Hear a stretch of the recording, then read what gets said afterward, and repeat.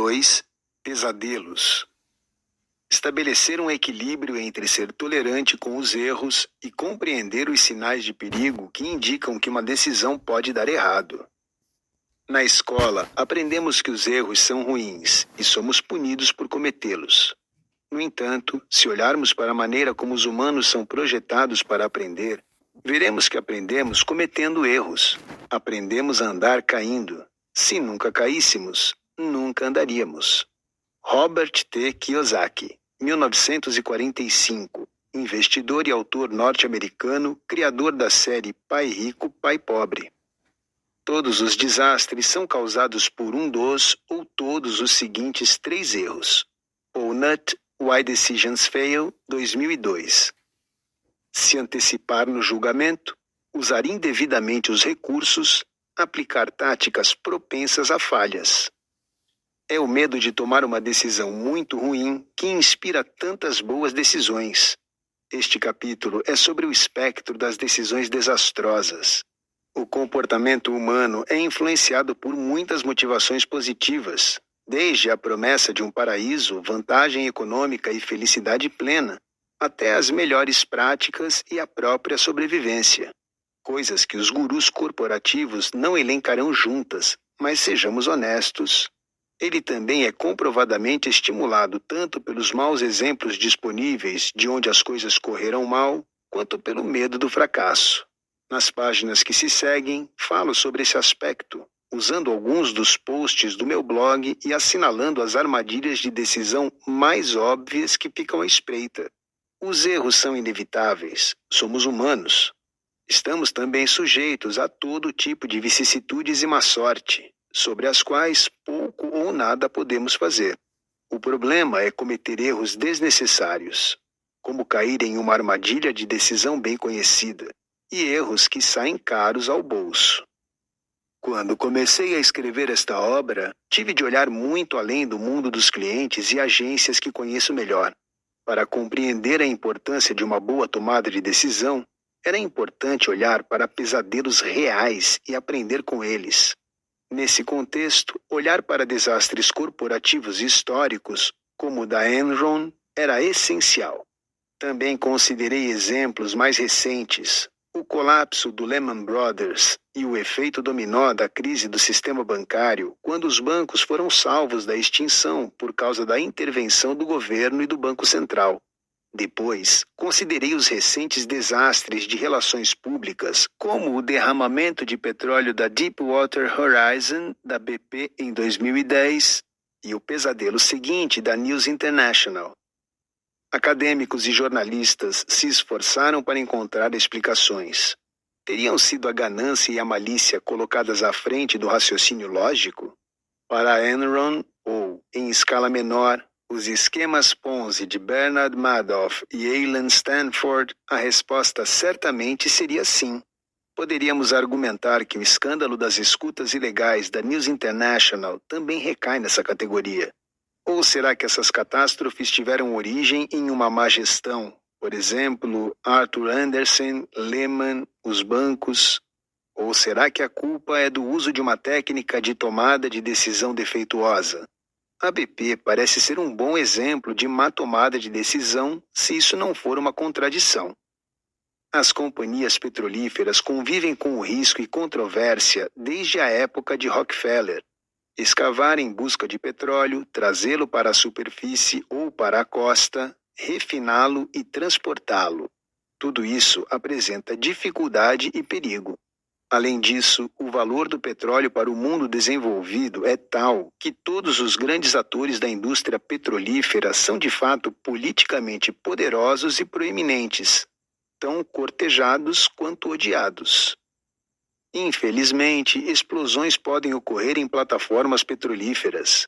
A perda de vidas humanas é trágica, mas não é totalmente evitável, mesmo em uma era em que a segurança é valorizada. Apesar dos esforços para tampar o poço, havia a certeza da poluição. A área afetada no Golfo do México não poderia ter tido maior visibilidade, e tanto os danos ambientais quanto os danos à reputação da BP foram muito graves. Mas é certo que se pode argumentar que o tratamento dado pela BP às comunicações sobre a crise deixou muito a desejar, sobretudo porque ela não era a única culpada.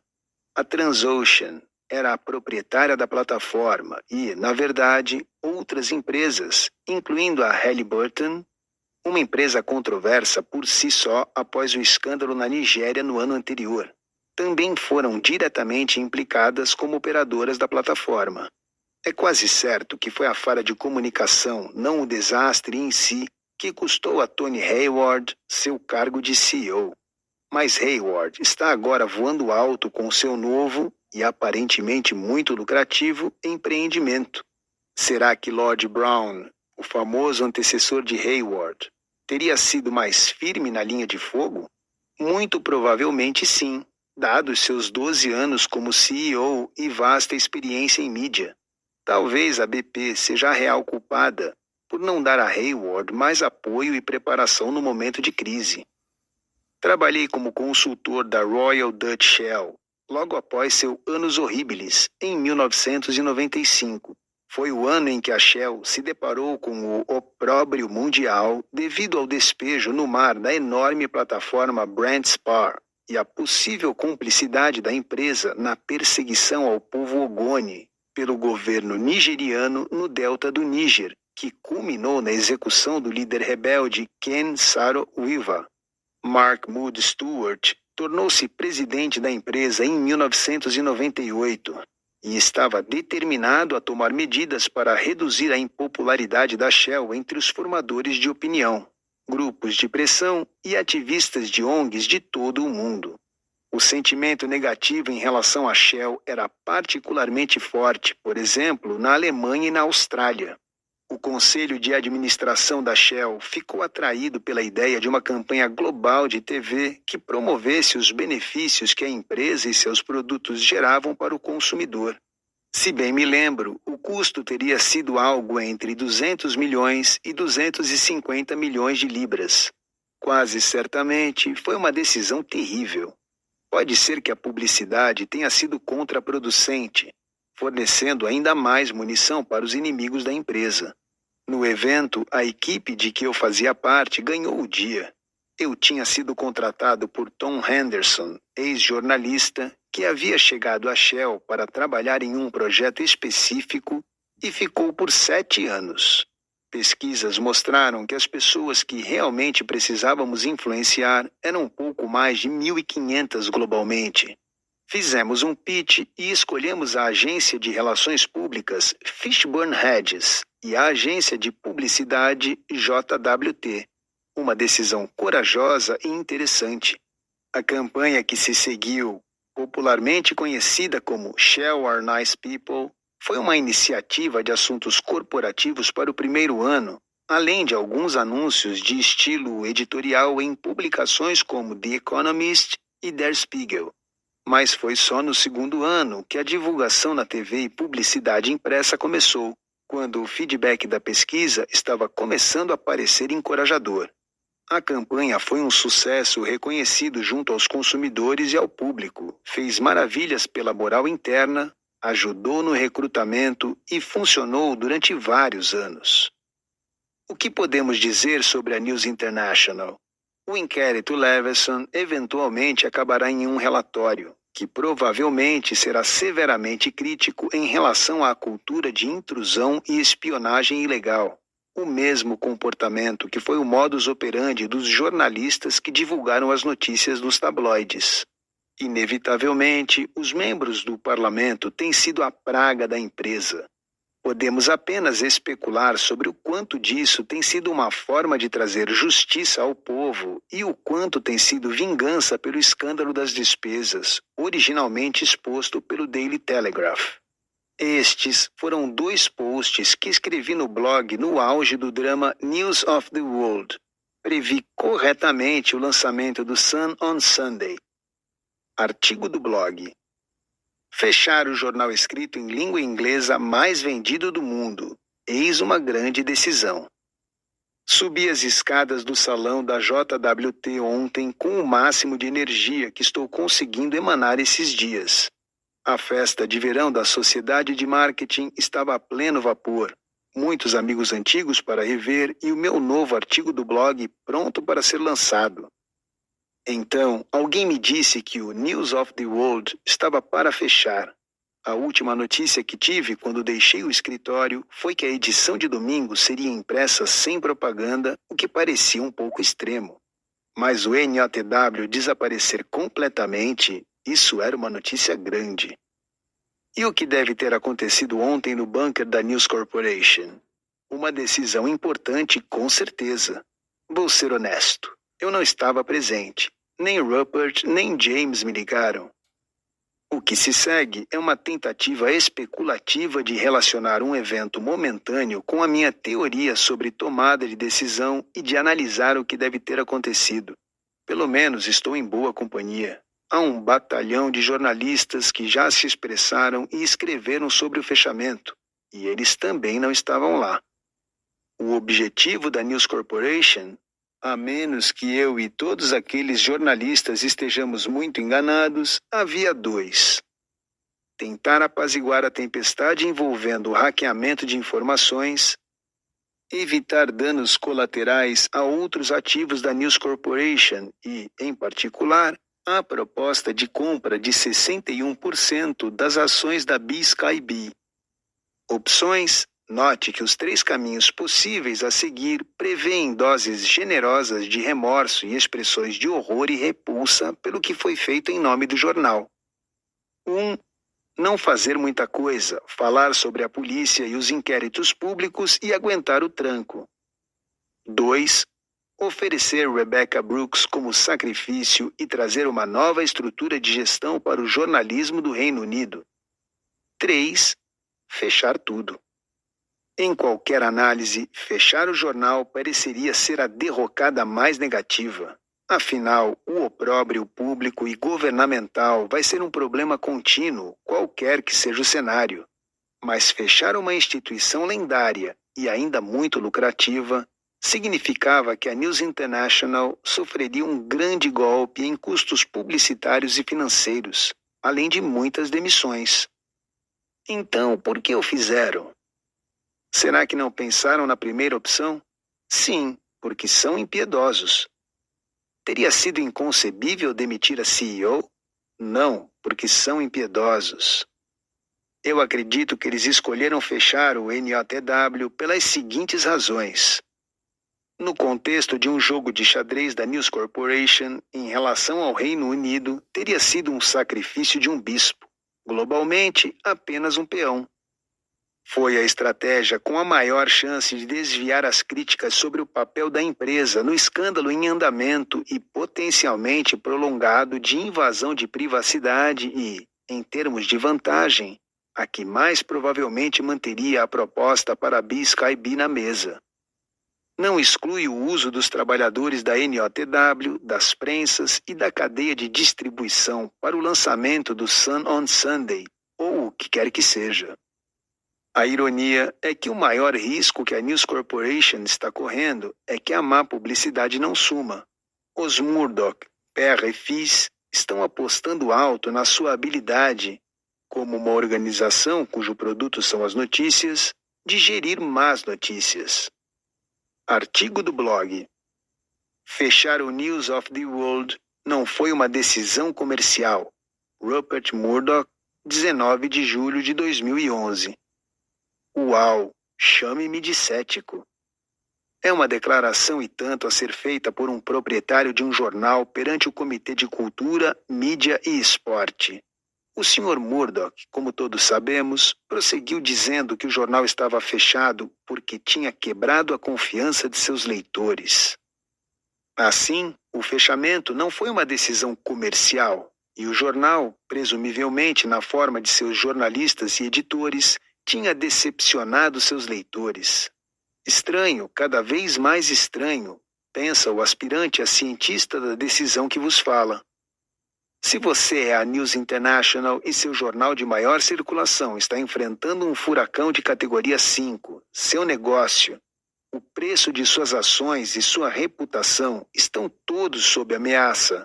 Se você responde dando o passo extremo de encerrar a existência do jornal e torna a equipe dispensável, é difícil ver a decisão como algo que não seja comercial. Murdoch, presumivelmente, fechou o News of the World para evitar ainda mais problemas. Analisando essa decisão com base nas evidências até agora, parece que ele superestimou o lado positivo e subestimou o negativo. Se a motivação era restaurar a confiança dos leitores, é possível dizer que privá-los dos escândalos nas publicações de domingo foi uma forma estranha de fazê-lo. Quantos leitores do News of the World compravam seus exemplares todos os fins de semana, animados pela confiança no que estavam prestes a ler? Não é errado estar errado. Muitos de nós nos culpamos por estarmos errados. Talvez você faça isso. Deve pensar também que alguém que está comprometido em espalhar a palavra sobre as melhores maneiras de tomar decisões melhores rejeitaria o erro e o atacaria em todas as suas formas.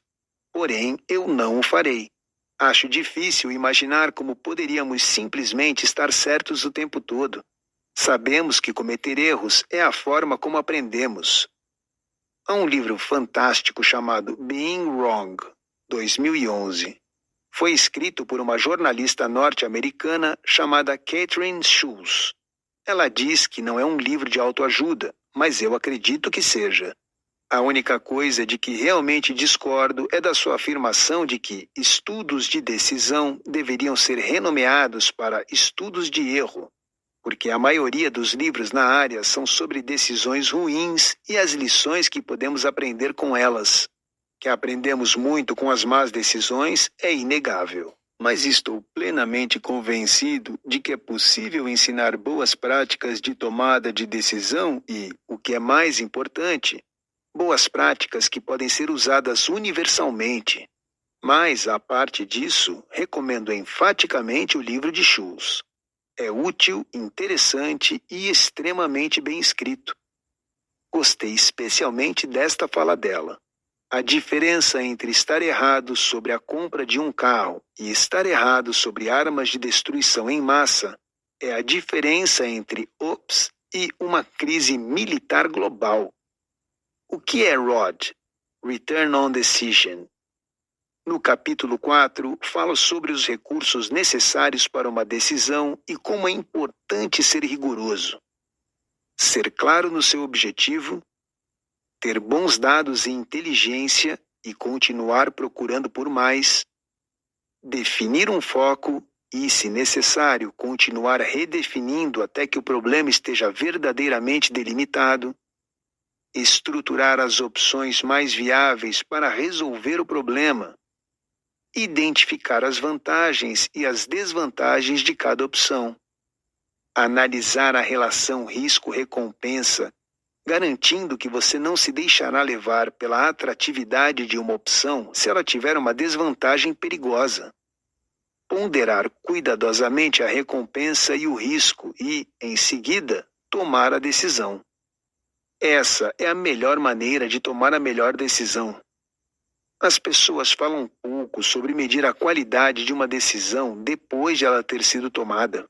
Se o nosso objetivo é tomar uma decisão melhor, como é que medimos isso? No que se refere às decisões, inventei uma regra de ouro de melhor qualidade. É muito simples e funciona em uma base percentual. A resposta é o ROD. Se a sua decisão corresponde às suas expectativas, você atingiu uma pontuação de 100. Se você só conseguiu 50% do que queria, então atingiu 50. Claramente, para julgar isso, você primeiro tem de ter definido seu objetivo.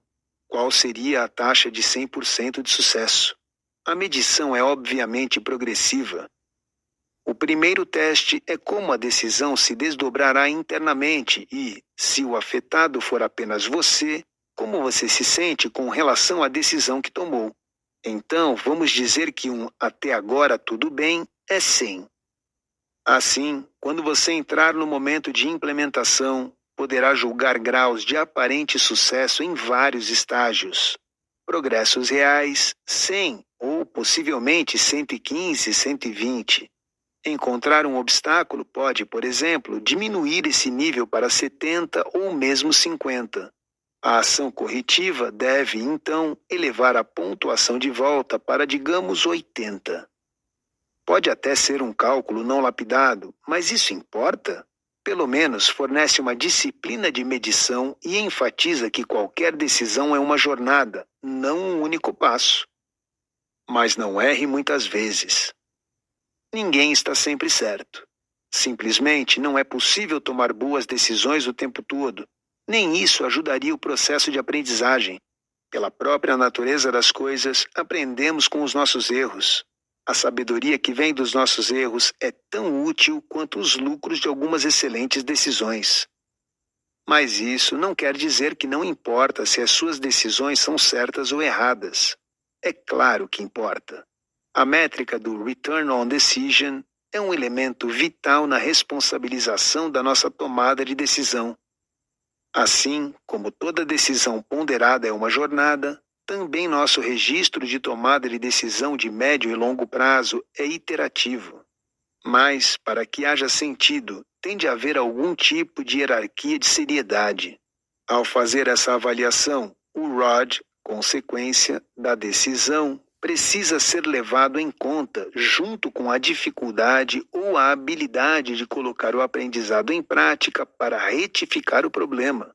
Veja alguns exemplos de decisões erradas que podem ser revertidas. Ao escolher uma equipe que perde uma partida, você poderá fazer uma seleção mais eficaz na próxima semana. Você perdeu uma batalha, não a guerra. Diante de um investimento imprudente ou uma aposta perdedora, você ainda poderá recuperar a perda no devido tempo. Fazer uma campanha publicitária com um desempenho ruim não é necessariamente motivo para demitir o Chief Marketing Officer, CMO. Há sempre outras ideias e, se necessário, outras agências. No entanto, a dimensão temporal é importante. Contrate um perdedor e isso pode levá-lo a 3 caminhos: mau desempenho do indivíduo, pagamento de indenização, custo de oportunidade.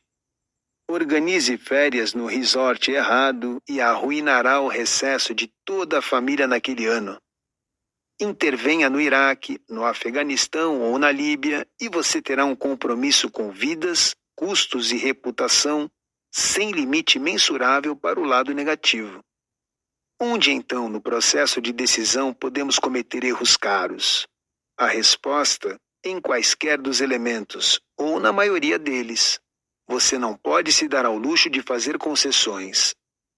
Na clareza sobre seu objetivo, na coleta das melhores informações possíveis, na definição e solução de problemas, na construção do melhor conjunto de opções, na honestidade sobre os aspectos negativos e os aspectos positivos, na avaliação de riscos e recompensas. Se eu tivesse de escolher um ponto crítico para evitar grandes erros, aqueles que são difíceis de corrigir, olharia diretamente para as desvantagens potenciais de qualquer plano em que estivesse interessado. Nos 3 primeiros erros acima, o lado negativo é aquele com o qual você pode conviver no curto prazo. Nos 3 últimos, as desvantagens são graves. Às vezes, as pessoas tomam decisões muito ruins.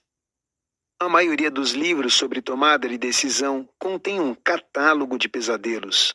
Exemplos óbvios incluem Barbarossa, a invasão da Rússia por Hitler que lhe custou a guerra.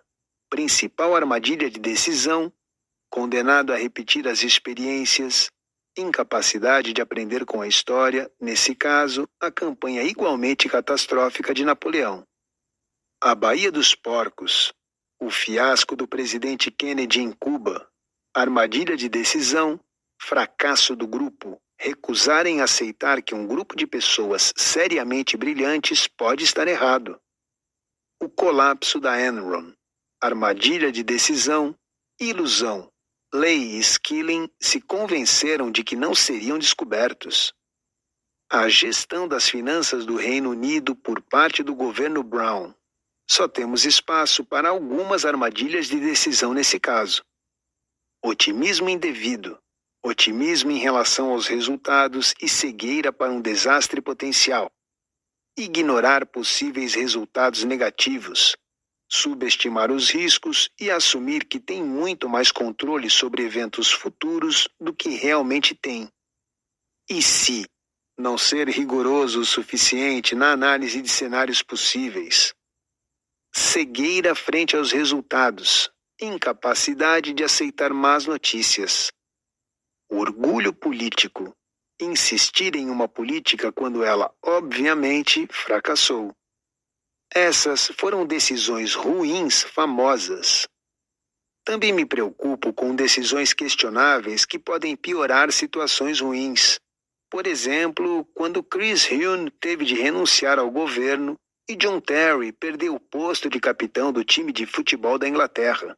Não estou falando sobre as más decisões que Huhne ou Terry possam ter ou não ter tomado. O que liga essas duas figuras muito conhecidas, além do fato estranho de que nenhum deles é particularmente popular ou amado? Ambos foram acusados de uma ofensa criminal e havia um sentimento prevalecente de que ambos eram culpados antes de os casos chegarem ao tribunal.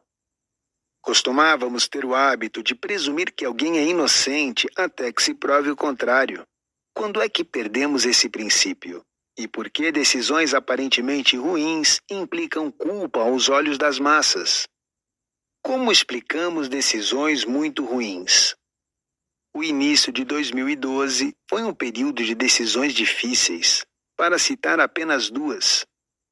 O infame tratado de extradição com os Estados Unidos, EUA, no caso Christopher Tapping, não rendeu nenhuma credibilidade ao secretário de Estado para Assuntos Internos, ao governo como um todo, aos juízes britânicos ou ao pobre Tribunal Europeu dos Direitos Humanos.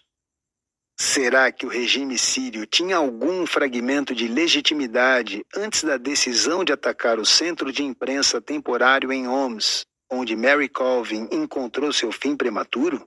Provavelmente não, mas agora estão verdadeiramente condenados, com o presidente Assad enfrentando um futuro tão sombrio quanto o seu povo oprimido. Como devemos reagir a decisões como essas?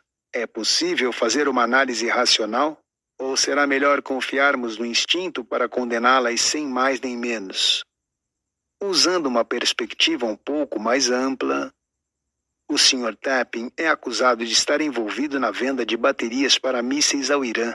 Se ele tem de responder judicialmente por alguma coisa, ainda é um mistério. O tratado de extradição não exige a apresentação de provas no Reino Unido. Então, o Sr. Tapping foi considerado culpado, escoltado para o EUA e levado para uma prisão de segurança máxima. Não foi uma boa decisão de David Blunkett, secretário de Estado para Assuntos Internos à época em que o tratado foi negociado. Não foi uma grande decisão daquele governo se submeter docilmente à demanda do EUA. Acredito que as armadilhas de decisão envolvidas foram: falta de controle do Partido Trabalhista, que estava no poder quando cedeu às ordens dos Estados Unidos. Ele não foi capaz de definir o problema adequadamente e foi indevidamente influenciado pela forma como o governo do EUA apresentou a questão. Também houve falha na previsão do futuro. Certamente não teriam concordado com a legislação se tivessem previsto o tipo de casos que surgiriam desse precedente. O governo e os juízes, excesso de confiança no próprio julgamento. Quanto ao regime sírio, não vale a pena discutir em que armadilhas de decisão caíram. Muita imprudência? Custos irrecuperáveis? Não aprender com os erros? Precisamos apenas do nosso instinto para analisar essa decisão. Estamos olhando para o que acontece quando o verniz de civilização é removido do comportamento humano. Assad e companhia estavam fora de controle quando decidiram bombardear os mensageiros. Agora, certamente, é apenas uma questão de tempo antes da libertação para o país que sofre e da punição para os malfeitores. Por que fazer coisas que não são uma boa ideia? A economia comportamental nos diz que, muitas vezes, podemos ser motivados por um empurrãozinho para agir de uma forma que não se enquadra no estereótipo de interesse econômico próprio. Em outras palavras, podemos ser tentados por vantagens alternativas. Mas fazer algo quando sabemos que é uma desvantagem muito óbvia é uma coisa completamente diferente. Digamos que estejamos falando de ações imprudentes ou aparentemente ilógicas da nossa vida fora do trabalho. Algumas dessas ações não serão sequer o resultado de decisão ponderadas.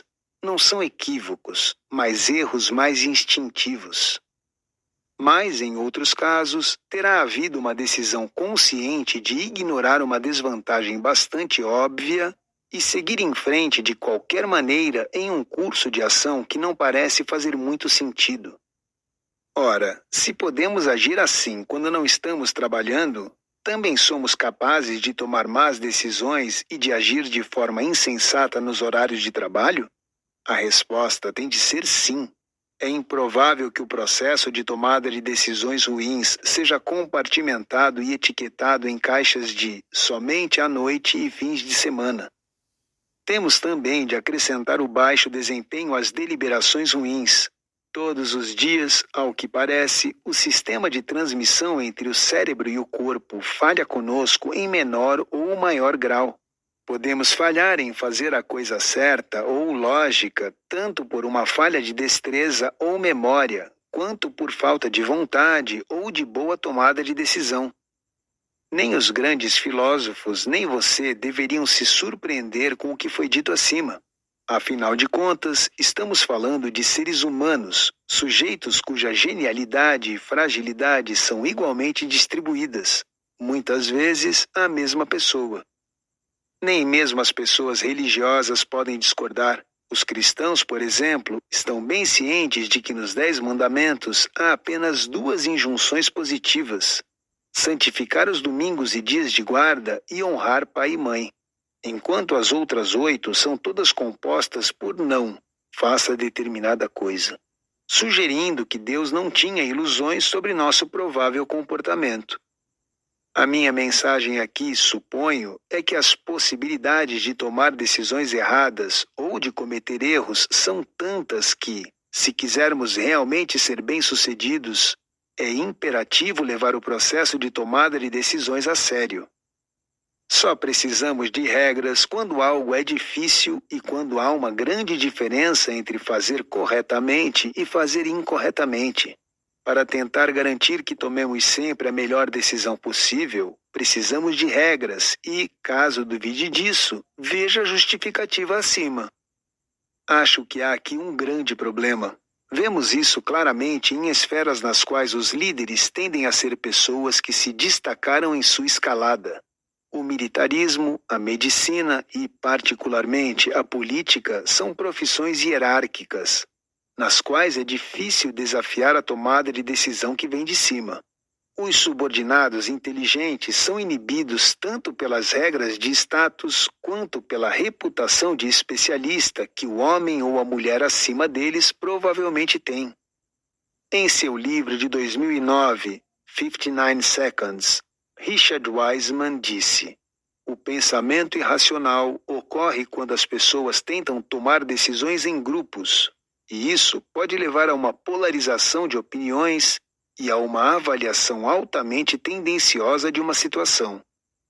Norman Dixon disse algo semelhante em seu divertido livro de 1994, On the Psychology of Military Incompetence. Ouvir capítulo 8. Ambos aludiam a uma armadilha de decisão bem conhecida: o fracasso em grupo. Há uma suposição de que, quando há pessoas inteligentes envolvidas, boas escolhas resultarão automaticamente. Mas está bem documentado que muitas pessoas talentosas trabalhando em conjunto podem frequentemente falhar na gestão do processo de tomada de decisão em grupo. Entrevistei Ellis Downs, um cirurgião ginecológico e obstetra do Hospital Harley Street, que me disse como ele e seus colegas estavam preocupados com um nível inaceitável de erros na sala de operação. Acontece que a maioria desses erros haviam sido cometidos pelo membro mais experiente da equipe, o cirurgião. e ninguém ousava dizer nada. Alguém teve a brilhante ideia de conversar com outras equipes que trabalham com situações críticas para buscar uma solução. A melhor analogia, afinal, foi com a tripulação de voo da British Airways. A BA tinha decidido que a tomada de decisão, especialmente o processo de resolução de problemas, era importante demais para ser uma prerrogativa exclusiva do capitão. Assim, o primeiro oficial, o navegador e o engenheiro têm direito de serem ouvidos como iguais. Então, agora, quando o prestigiado ginecologista está operando, o enfermeiro mais jovem tem permissão para falar se sentir que algo não está certo. Por que os poderosos caem tantas vezes? O artigo Frontal Cortex, do blog de Jonah Lehrer, de 18 de maio de 2011, foi inspirado pela queda de Dominique Strauss-Kahn. A pergunta de Lehrer era por que razão as pessoas bem-sucedidas se comportam de forma diferente quando estão no poder e por que parece que às vezes abandonam as características admiráveis que contribuíram para a sua elevação. Ele acredita que o poder corrompe, tornando os líderes menos compreensivos e atenciosos. Veja o exemplo de Lehrer. Considere um experimento recente liderado por Adam Galinsky, psicólogo da Universidade Northwestern. Galinsky e colegas começaram pedindo aos sujeitos que descrevessem uma experiência em que tinham muito poder ou um período em que se sentiam totalmente impotentes. Então, os psicólogos pediram que desenhassem a letra E nas próprias testas. Aqueles que tinham sentimentos de poder eram muito mais propensos a desenhar a letra ao contrário, pelo menos da perspectiva externa de visualização da letra. Galinsky argumenta que esse efeito é desencadeado pela miopia do poder, o que torna muito mais difícil imaginar o mundo a partir da perspectiva de outra pessoa. Nós desenhamos a letra ao contrário porque não nos importamos com o ponto de vista dos outros. O artigo de Lehrer é, principalmente, sobre comportamento, mas inclui um exemplo realmente interessante de como a influência maligna do poder pode afetar a tomada de decisão. Um dos meus estudos favoritos sobre a corrupção do poder vem de Deborah Grunfeld, psicóloga da Stanford Business School. Ela estava interessada em como as posições de poder alteram nosso processo de raciocínio. Depois de analisar mais de 1.000 decisões proferidas pela Suprema Corte dos Estados Unidos entre 1953 e 1993, Grunfeld descobriu que, à medida que os juízes ganhavam poder na corte ou se tornavam parte de uma coalizão majoritária, seus pareceres por escrito tendiam a se tornar menos complexos e sutis. Eles consideravam menos perspectivas e possíveis resultados. A má notícia, naturalmente, é que os pareceres por escrito vindos das posições de poder são o que se tornam a lei na vida real. 2 aspectos desse caso me fascinam. 1. Se aceitarmos a análise de Grunfeld sobre o que os juízes fazem na Suprema Corte, parece que as pessoas poderosas simplificam seu processo decisório. Isso contrasta com o fenômeno que analisamos no blog em 10 de junho de 2011, de pessoas que procuram fazer com que os problemas pareçam mais complicados do que precisam ser. Talvez essa seja a diferença entre os tomadores de decisão que já são líderes e as pessoas aspirantes à liderança. 2. Se os juízes sêniores estão analisando menos resultados e menos opções, isso ocorre porque se importam menos com o que as outras pessoas pensam? Parece que eles são jogadores de xadrez com um plano, mas com pouca inclinação para analisar a mente do seu adversário. O excesso de otimismo tem muito ao que responder. Por que tantos livros e artigos se concentram em desastres e não na receita do sucesso? É mais fácil criticar e analisar os desastres do que as decisões que correram bem. Mas é difícil ignorar a escala de desastres famosos decorrentes da má tomada de decisão. Por exemplo, houve vários livros, bem como uma peça de teatro escritos sobre a Enron, um dos fracassos corporativos mais espetaculares de todos os tempos. A história militar está cheia de pesadelos, e milhões de palavras foram escritas sobre os famosos desastres britânicos na Crimeia, no Afeganistão, na África e em Flandres. Até os generais sortudos eventualmente fracassam. Napoleão tem uma frase famosa: nada é mais difícil e, portanto, mais precioso do que ser capaz de decidir. Avenidas e estações de metrô em Paris homenageiam suas grandes vitórias, a maioria das quais se concretizou porque ele era um solucionador de problemas nato e tomador de decisão dedicado. Mas ele sempre será lembrado pelo episódio de Moscou e por ter sido derrotado em um dos raros exemplos da história de cooperação anglo-germânica, em Waterloo, que naturalmente se tornou o nome de uma estação ferroviária no sul de Londres, em vez de no sul de Paris. Os humanos são naturalmente otimistas, e o sucesso os torna ainda mais confiantes. Se você tivesse as famosas vitórias em Montenotte, Mondovì, Lodi, Castiglione, Arcole, Rivoli, Mantua, Pirâmides, Aboukir, Marengo, Ulm, Austerlitz, Friedland, Eckmühl, Essling, Wagram, Lützen, Bautzen, Hanau, Champaubert, Montmirail, Montereau, Reims e Ligny poderia ser perdoado por ter errado a previsão do tempo na Rússia ou por não ter antecipado a chegada dos prussianos à Bélgica. Schadenfreude, estado de felicidade ao ver o fracasso de outra pessoa, é outro fator. Quando Napoleão disse: "Por que um homem como eu deveria se preocupar com o destino de 1 milhão de pessoas?", ele deveria esperar uma retaliação. Nem todos encararam a humilhação que ele sofreu em Santa Helena como trágica. Há, naturalmente, decisões ruins e decisões erradas. Não podemos controlar os resultados, então, o que parece uma boa decisão em um primeiro momento pode acabar mal. Da mesma forma, é sempre provável que um processo ruim resulte em uma decisão errada. Não podemos dizer às pessoas o que decidir, mas podemos encorajá-las sobre a maneira como decidir. É disso que se trata este audiolivro. É um audiolivro de como fazer, além de por que isso acontece. Os políticos são, muitas vezes, os clássicos tomadores de decisão que não resolveram o problema primeiro. Quando os partidos se preparam para as eleições e projetos de governo, eles tendem a partir da premissa de o que precisa ser mudado. Após isso, seguem para o mata-mata pelas manchetes. Não é feita qualquer tentativa de refletir sobre a decisão em termos de resolução de problemas ou de viabilidade. Tudo o que importa é atrair o apoio dos eleitores. Escrevi o seguinte texto após as manifestações urbanas de agosto de 2011. Você já se perguntou por que tantas decisões falham?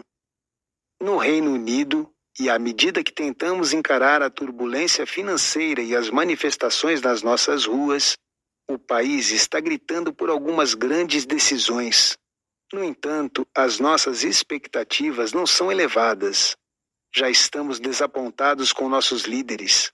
Por que é que as decisões, mesmo as que são tomadas pelos grandes e bons, muitas vezes não funcionam? A tomada de decisão é uma jornada, não simplesmente algo que se resolve apertando um botão. É mais parecido com uma partida de xadrez do que com um mergulho de cabeça. Muitas pessoas, especialmente pessoas poderosas, não entendem isso e, muitas vezes, tendem a fazer uma bagunça. Acredito que somos prisioneiros de culturas educacionais e empresariais poderosas. A maior parte da nossa educação é uma rotina de agregar aprendizados, tentar absorver o máximo de conhecimento possível. Somos encorajados a atuar sozinhos. Somos testados no que sabemos, não no que fazemos com o conhecimento. Ninguém recebe nenhum tipo de aprendizado sobre tomada de decisão. Nos negócios, a ênfase está no trabalho em equipe. As operações e os pensamentos solos são desaprovados. As nossas agendas estão cheias de reuniões intermináveis. Temos pouco tempo para pensar. As reuniões não são concebidas como fóruns para tomada de decisão. Tanto na educação como nos negócios, há pouco incentivo para que o indivíduo tome decisões, a menos que você seja muito importante. Não há magia nas decisões. Nós as tomamos a todo momento. O que importa é fazê-lo da maneira certa e depois gerir os resultados. Vamos desfazer alguns mitos. Uma política não é uma decisão. Um objetivo não é uma decisão. Uma ideia não é uma decisão. Fazer algo por si só não é uma decisão. Somente querer que algo aconteça, estabelecendo uma política ou concordando com um objetivo, não vai fazer com que aconteça. As ideias, por mais poderosas que sejam, precisam ser testadas e implementadas. As ações podem falar mais alto do que as palavras, mas não constituem uma decisão a menos que essa decisão tenha sido tomada adequadamente. E há 2 mitos a serem abordados. Ser decisivo não é necessariamente bom.